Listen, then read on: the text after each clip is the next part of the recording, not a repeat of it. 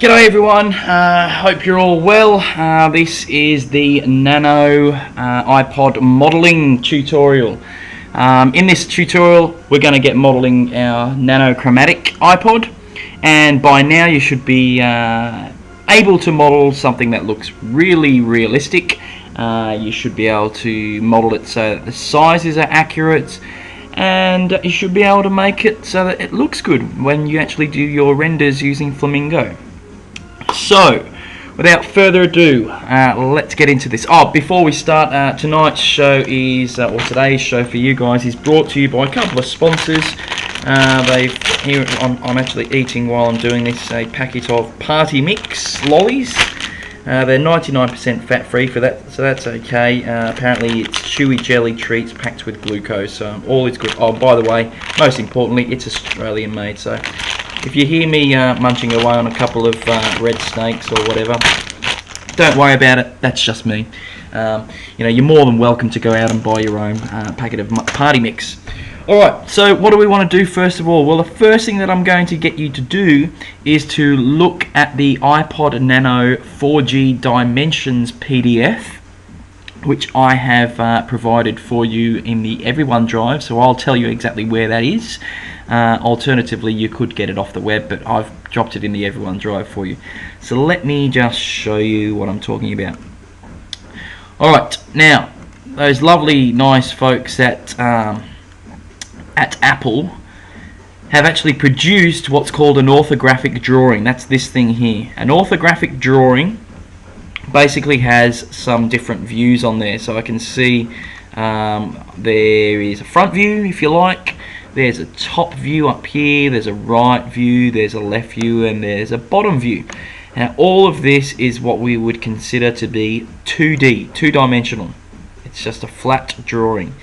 But all of that information in 2D form is very, very useful. In fact, in order to be able to draw something in 3D, like we have up here, you must know what it's going to look like in 2D. And you must know the sizes.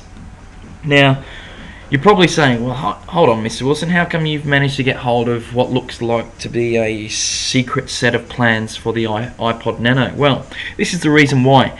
Apple want other companies, so, it might be companies who are not owned by Apple, they actually want people to design products or accessories to be used with the Apple iPod products. And in order to do that, those companies are going to need to know the dimensions of the iPod product range. So for example, if I had my own company and we were making, let's say, covers or cases or some plug-in stereo device, this drawing would be really useful because it would enable me to design my product around the sizes and all of those sorts of things. So as I said before, this has been provided by Apple. This is exactly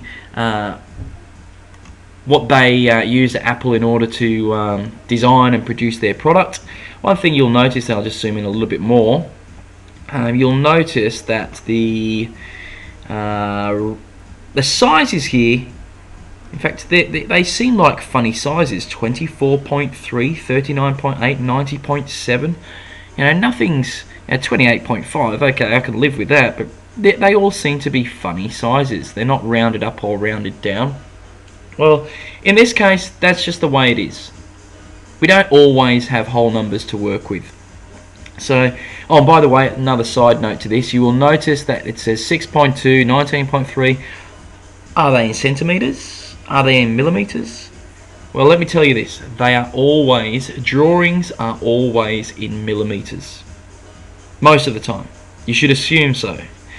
So, I don't want you to get confused. I don't want you doing an iPod that's 90 centimeters high, because that's basically going to be a meter high. It's probably going to be the world's largest iPod.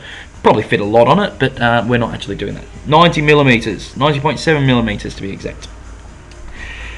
Alright, what do I need to tell you first of all? Okay, first thing that we're going to do is we're going to model, let me just zoom in a little bit. We're going to model the iPod, but we're going to model it using this sort of cross section, the oval shape or the ellipse shape if you like.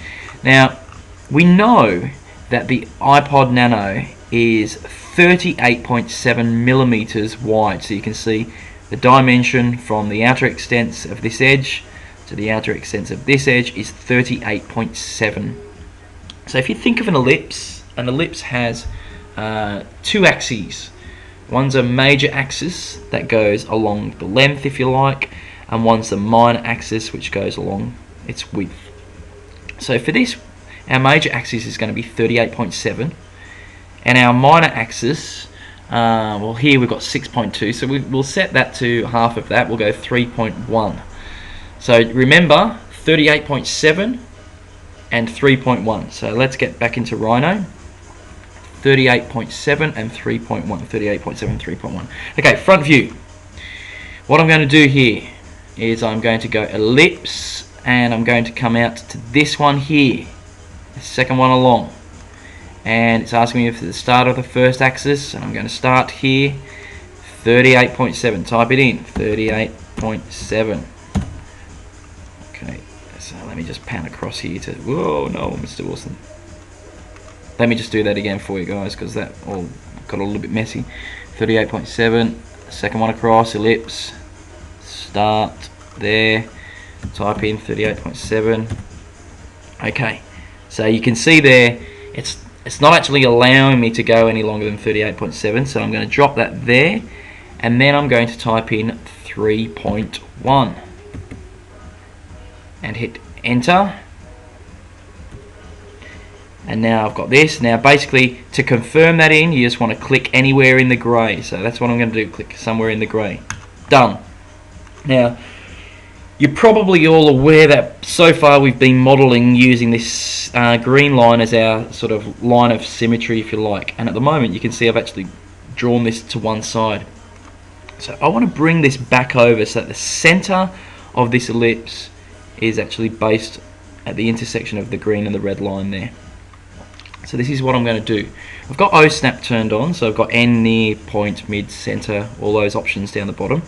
I'm actually going to select my curve, and I'm going to go down to this tool here, which is the move tool. And if I click on that, it's asking me for a point to move from. Well, I want to actually find the center of this ellipse, so I'm going to click on center here. Now watch carefully, where are we? Where is the center? There it is, do you see it? There it is. There's the center. It actually detects the center for me. So I'm going to pick it up by its center, and then I'm going to turn center off, and I'm going to zoom in, and I'm going to place it right there. Perfect. That's what I've done. It's looking good. Happy days. Alright, back to my 4 viewports. Now what I want to do here is now make that into a surface. So I'm going to go surface, planar curves, there it is. Now at this point, everybody, I want you to leave this curve. Leave it there for the time being. Previously I would have said delete it, but for this occasion I want you to leave it there. But I do want to work with the surface. So I'm going to select the surface, and I'm going to extrude that surface. Let me just go back to the iPod Nano. How far do we need to go? Check out the drawing, read the drawing. 90.7 millimeters. Okay. So let's do that. Let's go top view. Solid, extrude surface, straight. Type in 90.7 millimeters. Bingo. Let's see what we've got so far. Perspective. Okay, that's what we've got. I'm going to actually get rid of that surface. Remember what I said? Leave the curve. Leave the curve. I'll repeat it again. Delete the surface. Alright, so that's basically the first part. Really simple. A couple of things that we learnt there. We learnt, well, first of all, we learnt the ellipse. Remember which one we chose? I chose that one there, the second one along. Then we used the move. We used the O snap, which stands for object snap, and we were using the center to snap it, move it. So let me just shade that just to show you. So that is the actual size of the iPod Nano Chromatic. Okay, have a go at that, and I'll see you in the next part.